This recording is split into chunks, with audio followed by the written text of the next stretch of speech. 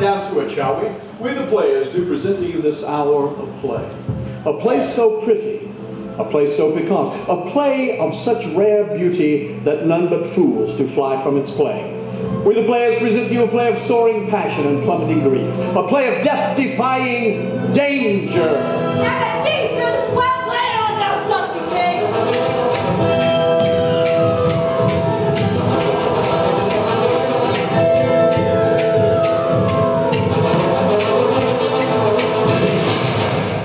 A play of bittersweet love.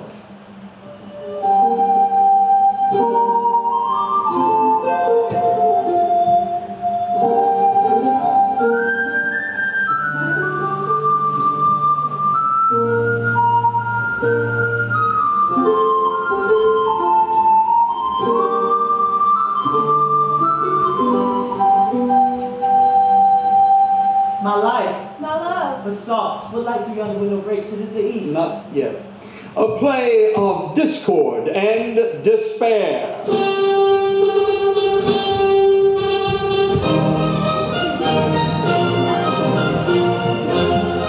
A play so populated with players that they are too numerous to mention in one short prologue. We the players do present to you this hour of play. A play by the Bard of Stratford-on-Avon, otherwise known as Shakespeare! William Shakespeare. A play well loved, a play well known. And the play? Romeo and Juliet! Or a reasonable approximation thereof. Players, you may go to your places.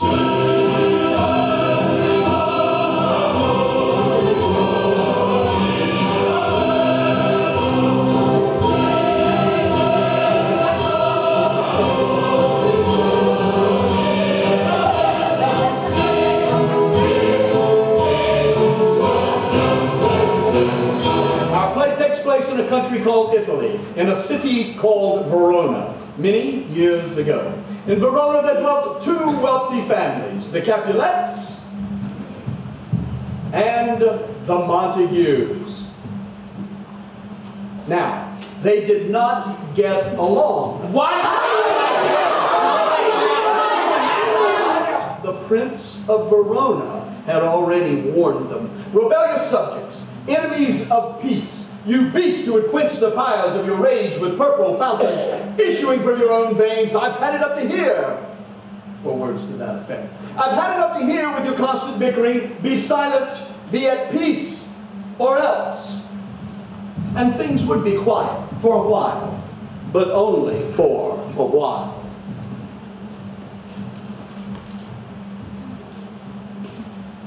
Watch this. Hey you! I'll bite my thumb at you, sir. Do you bite your thumb at me? It's along my side if I say yes, sir. No, it's not. Then no, sir. I do not bite my thumb at you, sir, but I do bite my thumb, sir. Draw then if you be a man.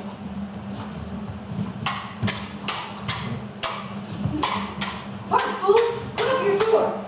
Good folio! Do you intervene wherein shall settle the grievances? I do, sir. You cur! You mewling pup! Draw and look upon your deck! I do, but peace to peace. Peace! I hate the word as I need help. All Montagues and me! Have at me, coward! Come on, kill him! No noise, please! Give me my long sword! Why do you call for a sword? A weapon serves you better. Sword, I say! Look! Oh, Montague is coming. He flourishes his way in spite of me. You really can't do it. I can't even, woman. Let me go. You cannot go! Shannon! Not! Shannon! Not! Get out! Throw your weapons to the ground! Why do you disturb the peace of our streets, wielding swords and spreading hate? For what purpose? If ever you disturb our streets again, you will pay with your lives. Now, on pain of death, all men depart. And like it or not, the prince's word was law. Now, old man Montague had a son, Romeo Montague. And Romeo spent most of his time being in love. This week, Romeo's one true love was a girl named Rosaline.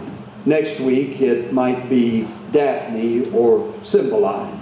But this week, it was Rosaline.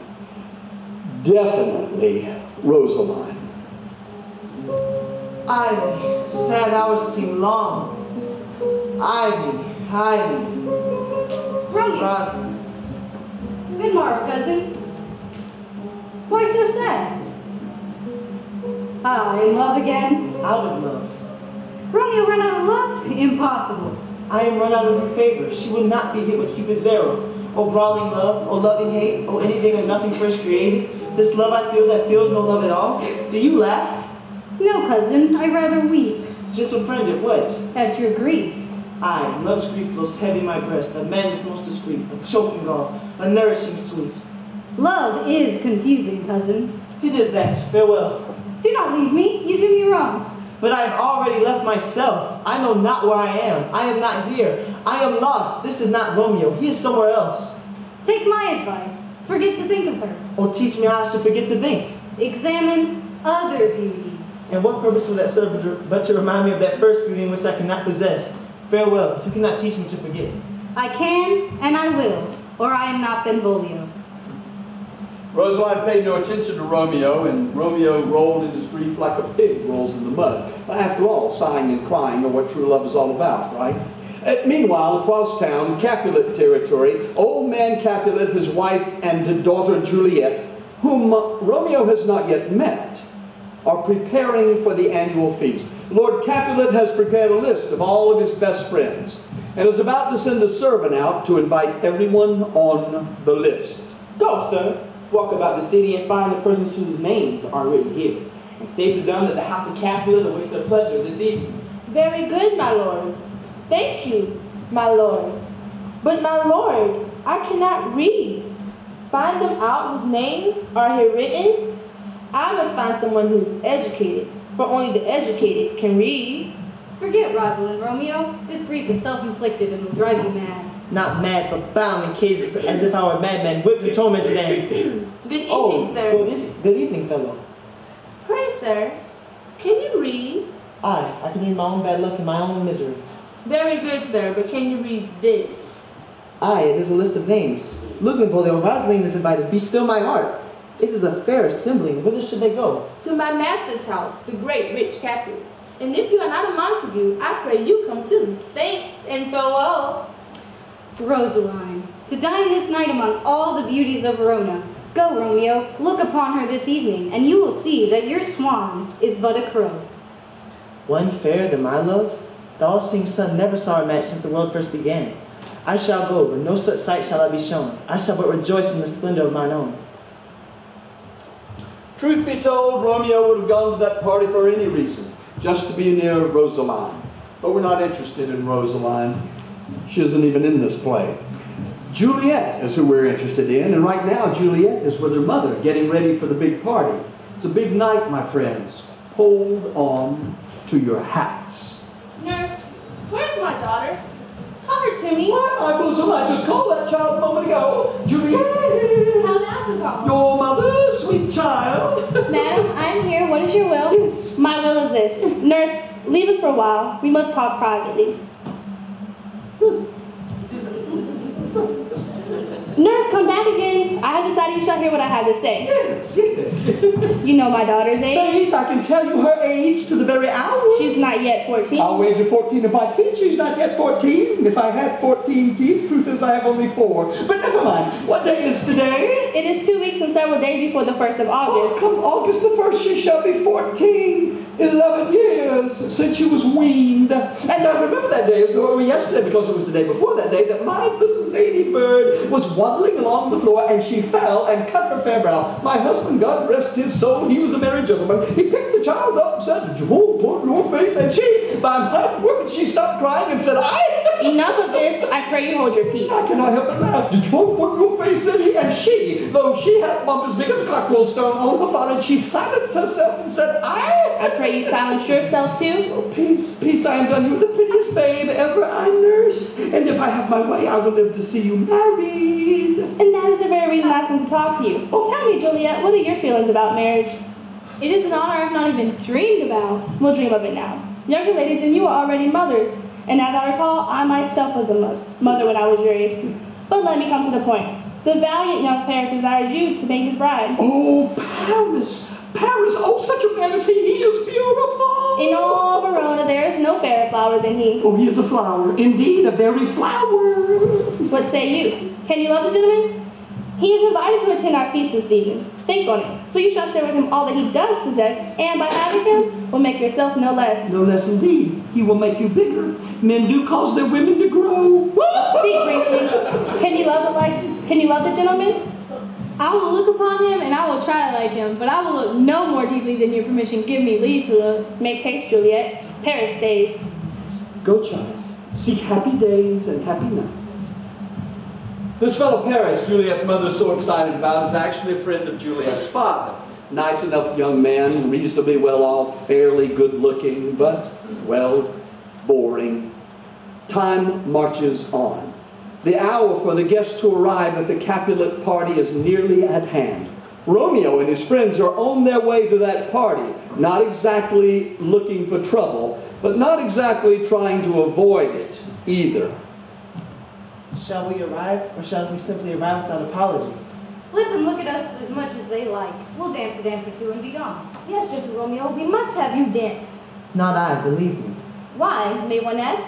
I dreamed a dream tonight. And so did I. Well, what was yours? I dreamed that dreamers often lie. They lie in bed asleep and dream things true? Oh, then I see that Queen Mab has been with you. Oh, does Romeo sleep with Queen Mab? Aye, with the Queen of Dreams. She is no bigger than a tiny stone. Her chariot is an empty hazelnut.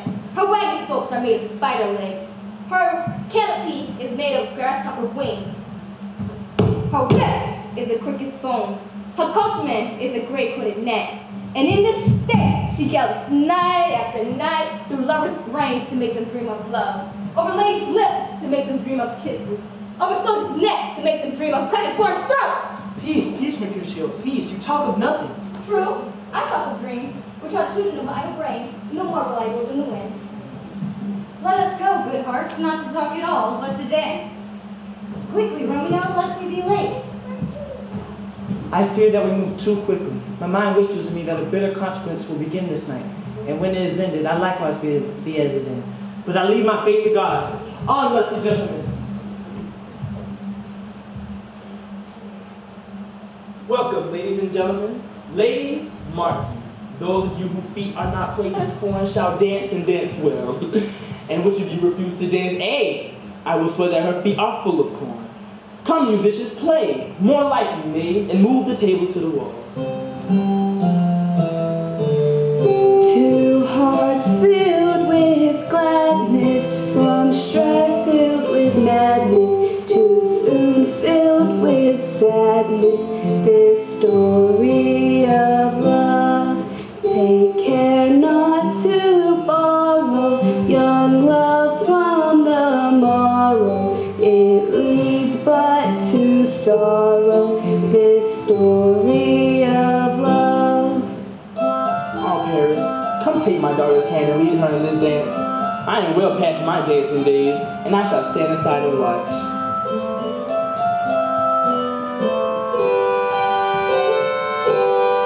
Two hearts filled with gladness, from strife filled with madness, too soon filled with sadness, this story of love.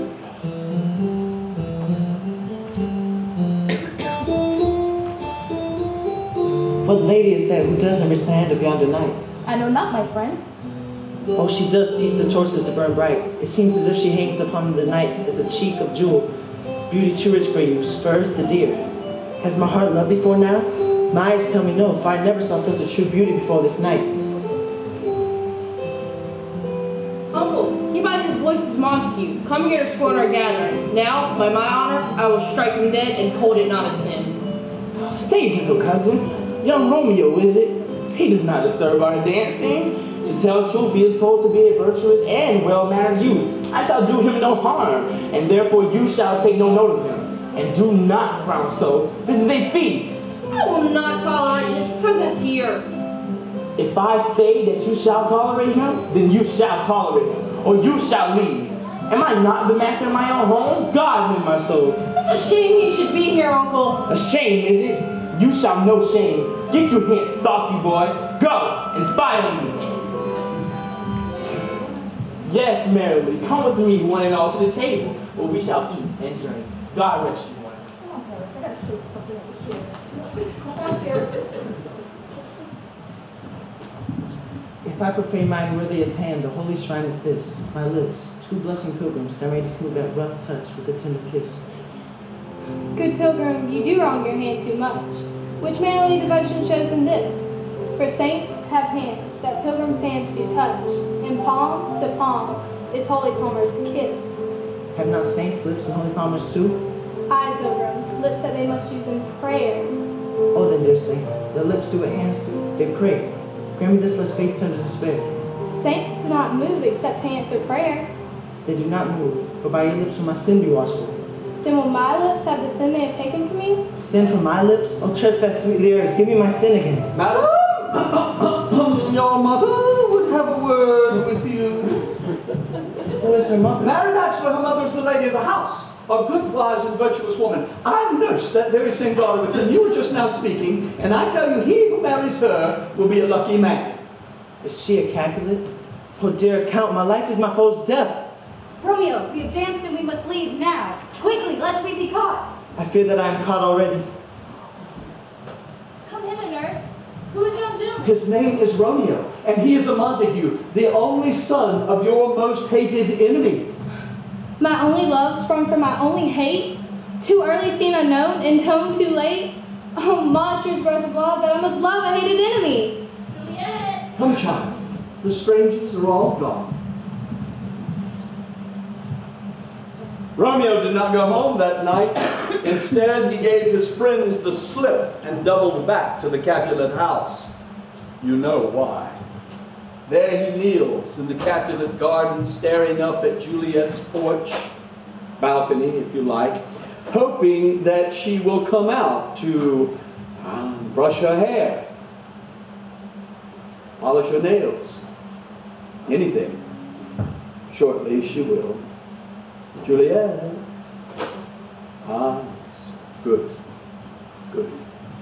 But soft, but light through yonder window breaks. It is the east, and Juliet is the sun. Arise, fair sun, and kill the envious moon, whose eye pale and sick with grief, that you, her handmaid, are more fair than she. It is my lady, it is my love, oh that she knew she were. Hi, me. She speaks again, oh speak again, bright angel. Oh, Romeo, Romeo, wherefore art thou, Romeo? Deny your father and refuse thy name, or if not, be my love, and I will no longer be a Capulet. Shall I hear more, or shall I speak now? It is only your name that is my enemy, Montague. But what is in a name that which we call a rose by any other would smell as sweet? Oh, cast off your name, and in return, take all of me. I take you at your word. Call me but love, and I will be newly baptized. Henceforth I will never be Romeo. Who is there? I do not know how to tell you. My name is hateful to me as it is to you. Romeo, are you not Romeo and a Montague? I am neither, fair maid, if either you dislike. Wait a moment, and I'll come down to you. Oh, blessed night, I fear that this is a dream, too sweet to be real. A few more words, dear Romeo, and then we must say goodnight. If your love is honorable, if your purpose is marriage, send me word tomorrow by a messenger who I will send to you.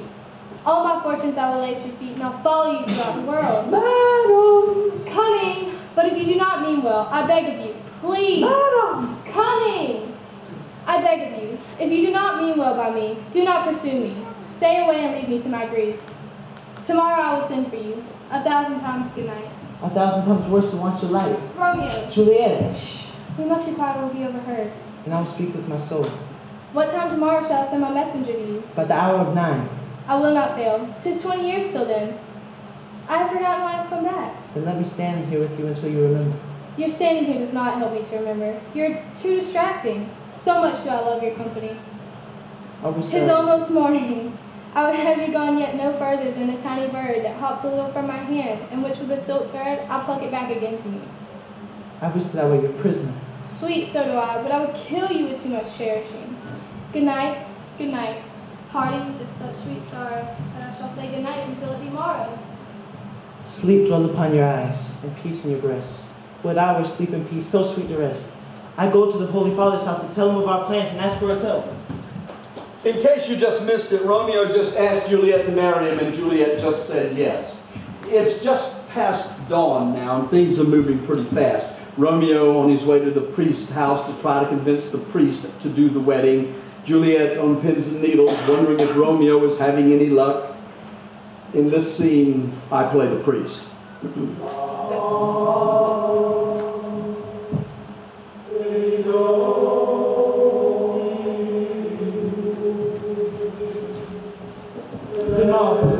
Romeo, it's just past dawn. You should be in bed, and yet from the looks of you, I'd say you haven't slept all night.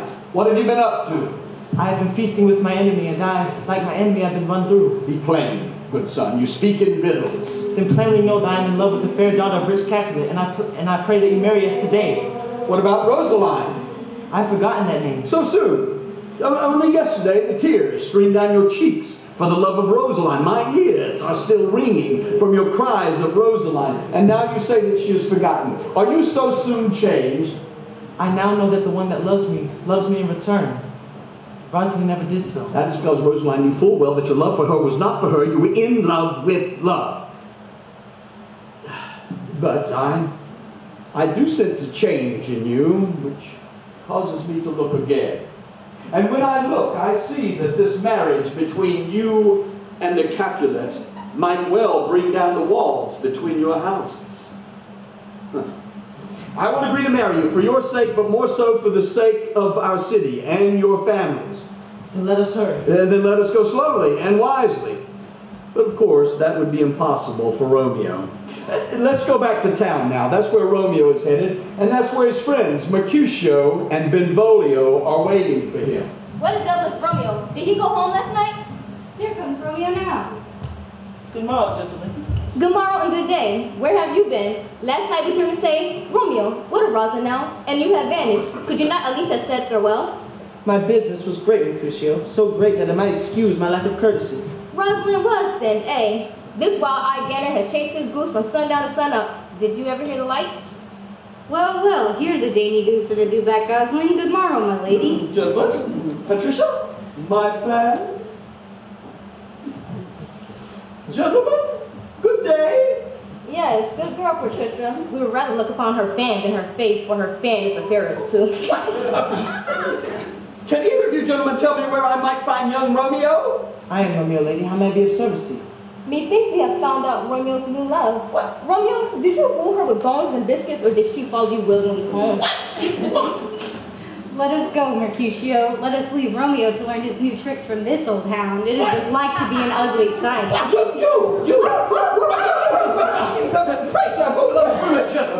Men who love hearing themselves talk more than a minute, they will bear hearing in a month. Patricia, my fan. I am a messenger come from Juliet. You are the messenger? I vow to... Good. I shall tell my lady. She'll be a joyful woman. Where are you going? You didn't hear what I said. I will tell her that you vow, God in heaven bless you, she shall be a joyful woman. I will vow man to wife, and her wife to man. This afternoon at St. Peter's Church. Go, make haste, and here's a farthing for your trouble. Not a pity. Not a pity. Well, maybe. Patricia? Nurse? Oh, nurse, what news? Did you meet with him? Yes, yes. Send Patricia away. Oh, Patricia, go away by the gate. Oh, poor Patricia. Now, nurse, tell me. Oh, Lord, why do you look so sad? Is it bad news? Tell me. What a journey I have had. Oh, I am tired, my lady. Oh, how my bones ache. Oh, I am tired, my lady. I am sorry for that, good nurse, but pray you speak. Speak! What haste is this? Can you not see that I am tired? Can you not see that I am out of breath? I can see that you have breath to tell me that you are out of breath. Is the news good or bad? Answer that and I'll be satisfied. Is it good or bad? Your taste in men is bad, I'll say that. He may be pretty, but his friends are rude. Sweet, sweet, sweet nurse. Tell me what word you bring from my love. Can you get away for a while today to go to church? I can. Then you go there straight away. Your love waits there to make you his bride. Honest nurse, farewell. Less than an hour later, Romeo and Juliet were married in secret, and each went their separate ways. Juliet back to her chamber to wait for Romeo, who had promised to come to her that night. And Romeo back to town with nothing to do except walk the streets of Verona, thinking about his wedding night, grinning. You know why. It was about this time that Tybalt entered the market square. You remember Tybalt? He was the one who tried to get Romeo kicked out of the Capulet party. Tybalt was a man with a large ego and a tiny brain. His ego had told his brain it was time to get even, and his brain, being so tiny, naturally listened to everything his ego said. You there, have you seen Romeo? Romeo who, my lord? Romeo Montague, the same hairless pup who last night danced with Juliet. A hairless dancing puppy, now that is wondrous strange. I will show you steel that is wondrous strange, as it cuts across your simple throat. Tybalt! See, Benvolio, Tybalt is a terror on the meek. Women and children run from his fury. Mercutio, where's your young companion Romeo? By my word, Tybalt, he is not here. Unless he's behind you. Pardon, my lord, I was mistaken. I pray you, good Mercutio, let us leave. You are too quick to quarrel. You have yourself said that Tybalt is a match for any man. Mercutio, Benvolio, Tybalt, my brothers, greetings. Romeo, you are a villain. Not so, Tybalt. I am this hour your cousin, so fare you well. Why you insult me? Turn and draw. I do not insult you, sir. Actually, I love you, even though you cannot now know the reason for my love. Then love this, Romeo. Love this to your grave. Hold, Tybalt! What will you have with me? I will have pepper and vinegar with you and have it roasted on the spit. So I'll spit and seek your meat. Gentle Mercutio, put away your sword.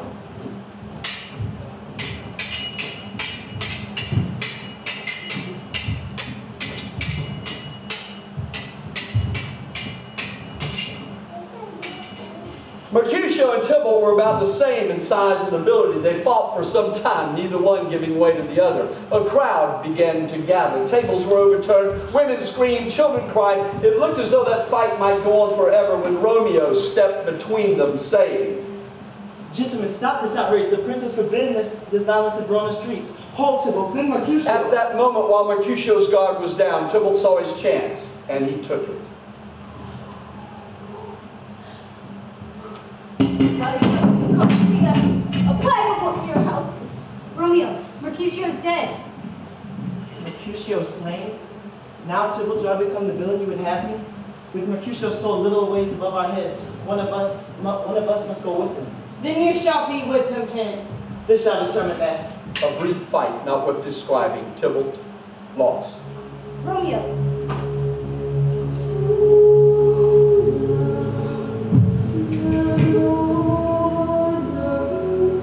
Romeo, be gone away. Tybalt is dead. The prince will doom you to death if you are taken. Tybalt! My cousin! Oh, my brother's child! Prince, the blood is spilled of my dear kinsman. Prince, as you are true, the blood of ours shed the blood of Montague. Oh, cousin! Noble prince, I can tell you what fell out this day. Benvolio, who began this bloody fray. It is true that Romeo killed Tybalt, but it was Tybalt who began the fray, and Mercutio who tried to silence him. Romeo begged them both to put away their swords, warning them to keep the peace which you have so wisely decreed.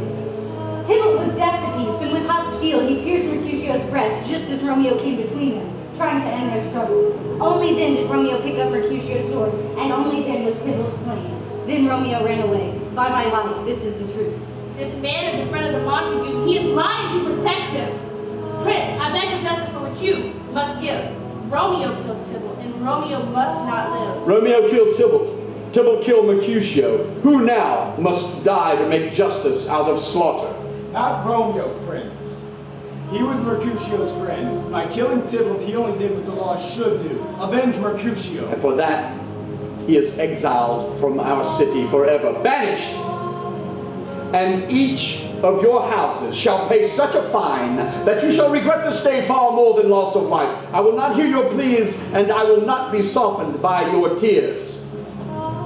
As for Romeo, let him flee in haste. else the hour he is found will be his last. Now, go, take these bodies away, and do as I have commanded you.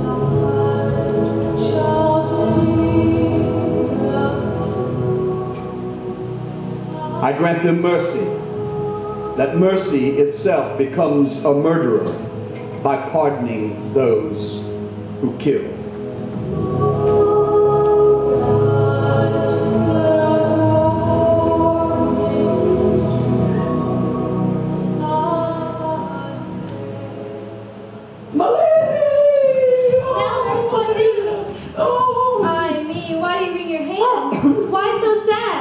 What news is it you bring about love? Oh, he's killed, he is dead, we are undone. He's killed, he is dead. Can heaven be so jealous? Oh, Romeo, whoever would have thought it? What do you mean? What devil are you that torments me so? Has Romeo killed himself? If he is dead, say yes. If not, say no. These small words will determine my joy or woe. I saw the wound here upon his chest. Oh, pitiful corpse, pale as ashes, covered in blood. Oh, break my heart, poor bankrupt heart, break it once.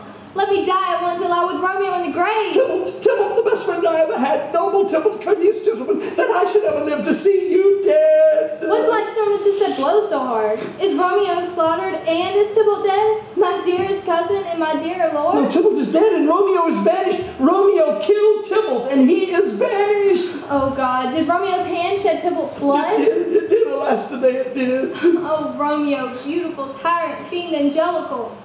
Oh, that deceit should dwell in such a gorgeous palace. There's no honor among men. All are liars, all murderers. Shame come to Romeo. Blessed be your tongue for speaking such a wish. Romeo was not born to shame. His brow is a throne where honor may be crowned. He killed your cousin. Shall I condemn my own husband? Oh, my love, why have you killed my cousin?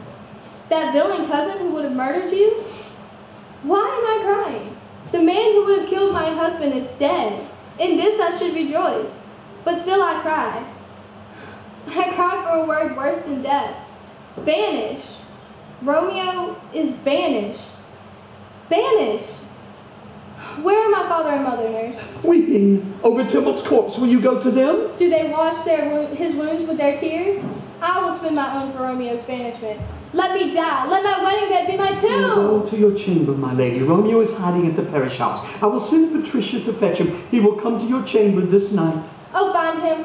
Send him this ring. Bid him to come take his last farewell. No, I will. Patricia? Patricia?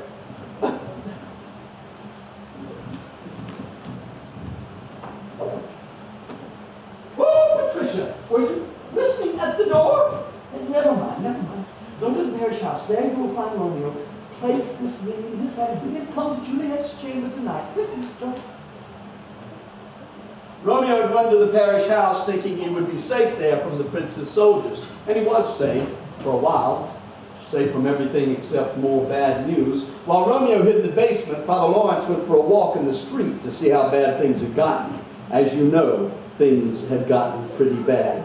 Romeo, come here, my fearful boy. Trouble follows you everywhere you go. What news? What is the prince's sentence? What has become of me? I bring you news of the prince's verdict. You will not die. Not body's death, but body's banishment is your fate. Banishment?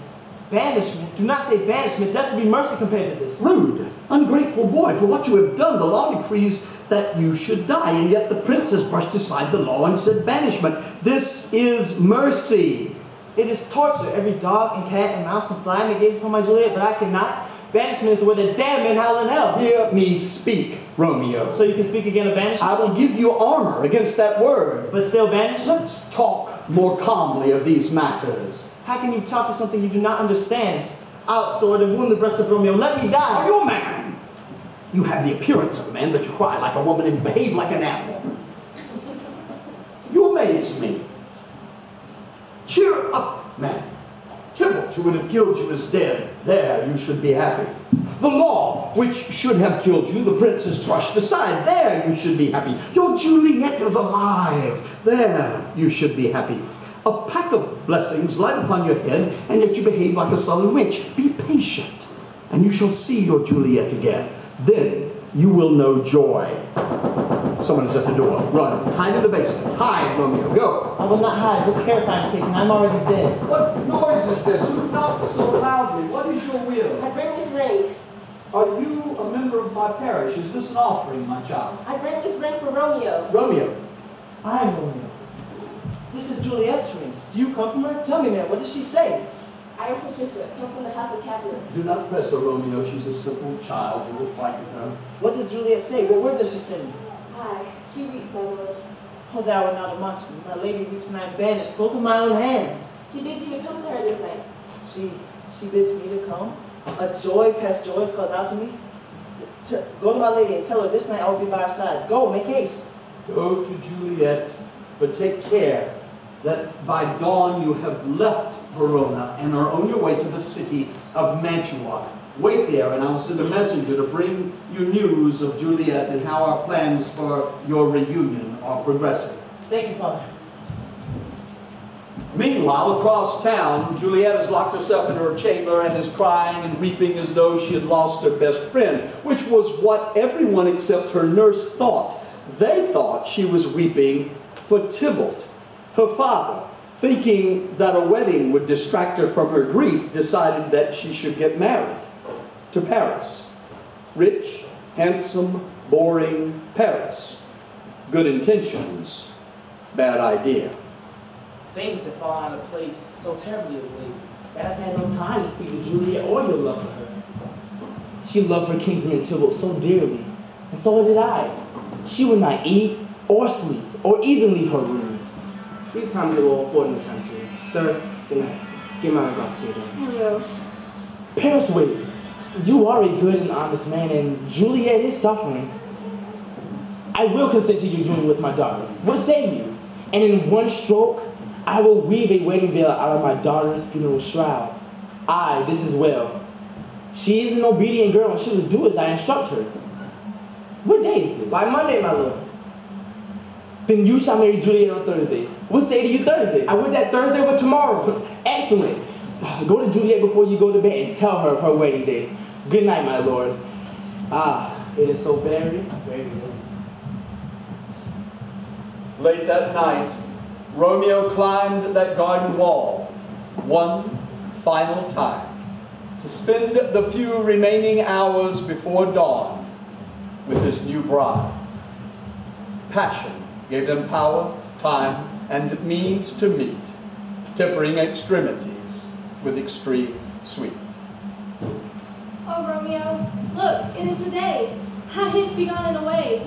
Oh, now be gone, more light and light it grows. More light and dark our woes. Madam! Nurse, Your mother is on her way to your chamber. Day is broke. Be wary. Look about. the windows let day in and light out. Farewell, one kiss and I must go.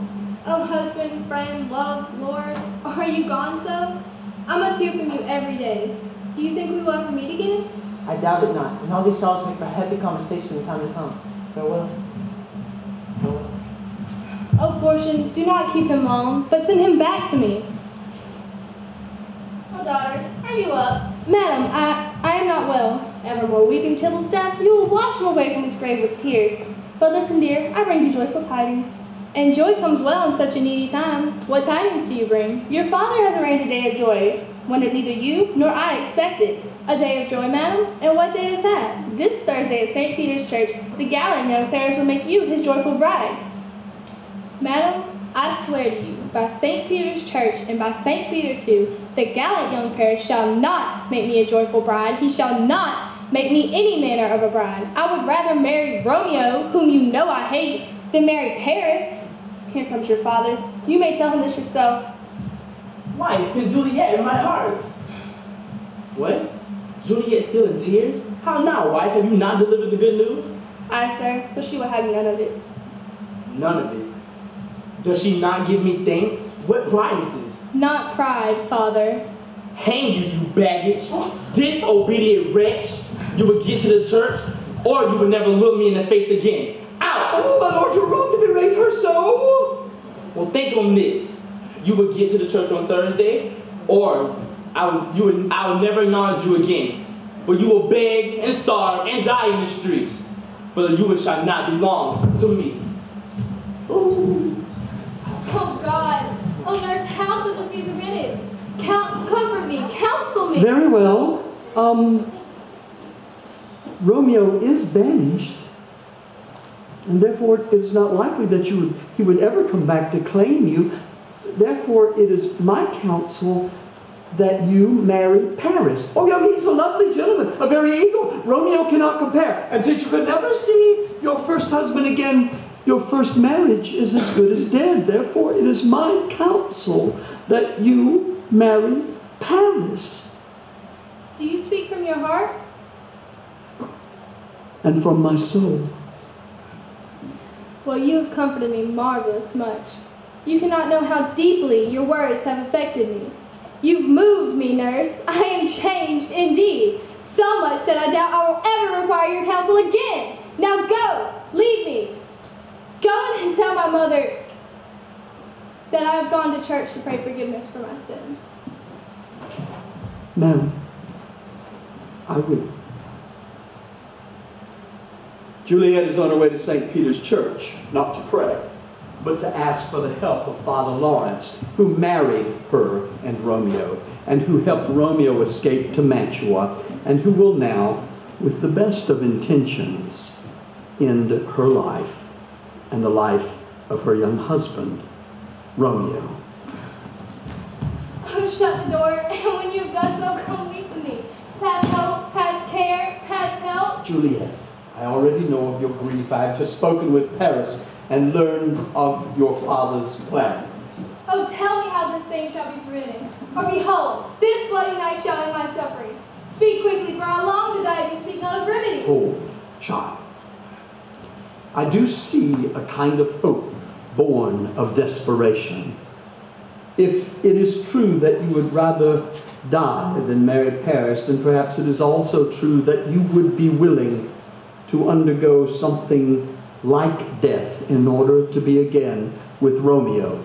Oh, things that on another day would terrify me, I would gladly do again to be with Romeo. Then go home and agree to marry Paris in 3 days, for I shall send a message to Mantua to tell Romeo of our plan.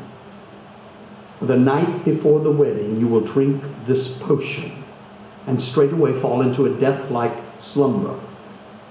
Your nurse will find you in the morning, and by nightfall your parents will have placed you in your tomb, but you will sleep through the finding and the grieving and the burying. And when you awaken, as though from a pleasant dream, your Romeo will be by your side. Give me the potion. Tell me not of fear. Go then, and be strong in your resolve. I will send a messenger to Mantua to tell Romeo of our plan.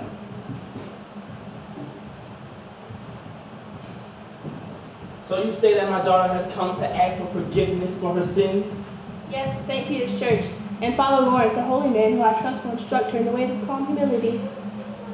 Stay, wife. Here she comes, with a merry look upon her face. How now, headstrong girl? What say you? I beg your pardon, Father, for my disobedience, and I promise henceforth to be ruled by you. This is miraculous. Go to Paris before you go to bed and tell him of this. I'll have you married by tomorrow morning. I am a happy man. Come, wife, we shall not sleep this night. There's too much to do. Servants, bring me torches, light fires. There's too much to be done by sunrise. Tomorrow, Father? Then I must act immediately, and in my dismal scene, I must act alone. Come, Val. Romeo, I drink to you.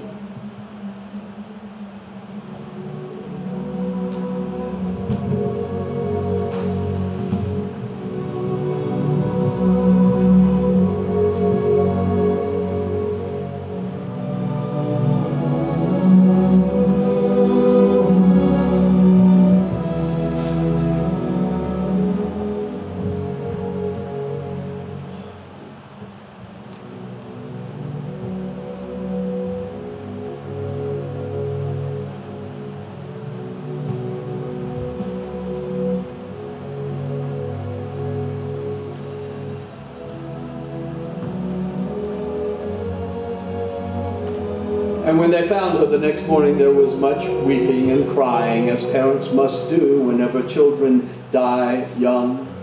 The wedding guests, expecting song and dance, instead followed the cold, lifeless body of the young bride as they carried her to her tomb. They stood there shivering in the cold morning dawn as the priest commended her soul to God. What else could they do?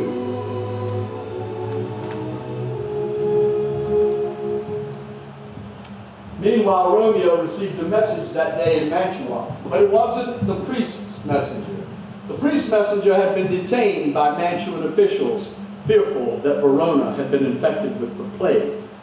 If I may trust my dreams, I'm about to receive some joyful news. I dreamed that my lady came to me while I was dead and kissed me and breathed such life into me that I awoke an emperor. How sweet is love when dreams of love are so rich in joy. Romeo. Benvolio, do you bring letters from my lady? How does my Juliet? If she is well, then all is right with the world. Romeo. Her body sleeps in Capulet's tomb, and her soul is with the angels. Oh, pardon me for bringing this ill news. Is it even so? Juliet dead? Did I deny you, stars? Go, Benvolio, and hire me horses. Have patience, Romeo. Your actions are too rash. Leave me and do the thing I bid you do. Have you no letters from Father Lawrence? No, my lord. No matter. Get you gone and hire those horses. I'll be with you shortly. Well, Juliet, I will lie with you tonight. But how? I do remember an apothecary who lives here about. She is poor and sharp misery has worn her to the bones.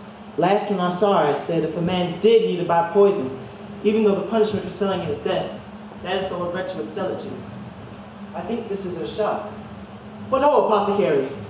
Who calls so loud? Come hither, man. I see that you are poor. Here are 40 gold pieces. Give me an ounce of poison that will dispatch me as quickly and violently as powder from a cannon's wound. I have such drugs you seek, but the penalty for selling them is death. Old man, hunger is in your cheeks and starvation in your eyes. The world affords you no law to make you rich, but break the law and take this. Put this in any liquid you will and drink it off. Even if you have the strength of 20 men, it will dispatch you quickly. There's your gold. Farewell. Buy food. Forget you ever saw me. Come cure not poison. Go with me to Juliet's grave. The Capulet family tomb, a dark and musty place.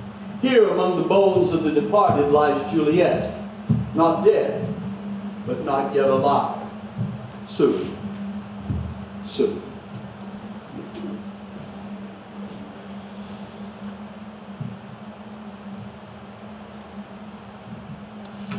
Sweet flower with flowers, I decorate your bridal day. Your bridal canopy is dust and stone, in which even my tears wash. Juliet. Someone approaches. What cursed foot dares want this light to interrupt my love's eternal sleep?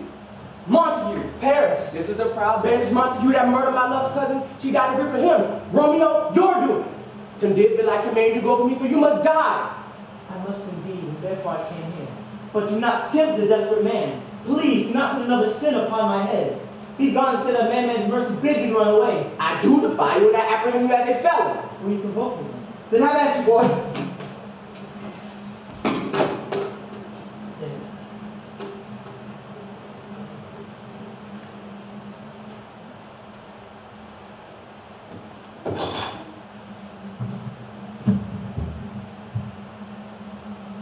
Now he knows this is not a dream.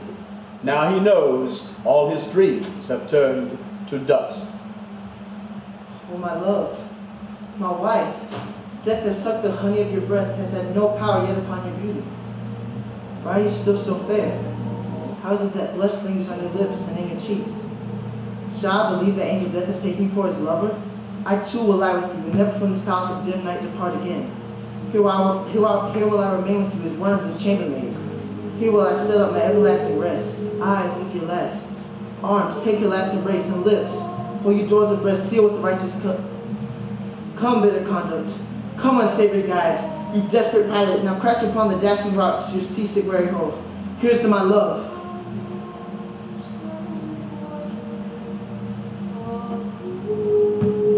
Oh, truthful apothecary, your drugs are quick. Thus with a kiss. die.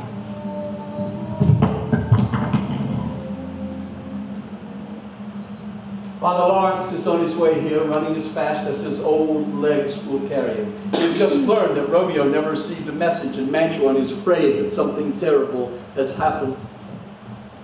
What blood is this that stains the stony entrance of this tomb? Paris, dead. How? What dreadful dole is this? Romeo! Oh, poison. Oh Lord, what an unkind hour is this! What lamentable chance! Ah, my lady stirs. Oh, faithful friend, where am I? Ah, I do remember well where I should be, and I am here. Where is my husband? Come, go, good Juliet. I hear some noise approaching. Come from this nest of death and unnatural sleep. Come, go, I dare stay no longer. Go get you hence. I will not away. God protect you, child. What's this? Poison I see has been my true love's hand. Drunk all and left no friendly drop to help me follow you? I will kiss your lips. Perhaps some poison we will say. Your lips are warm. Lead, boy, which way? A noise? Then I'll be free. Oh, happy dagger, this is your sheep. Dare rust, and let me die.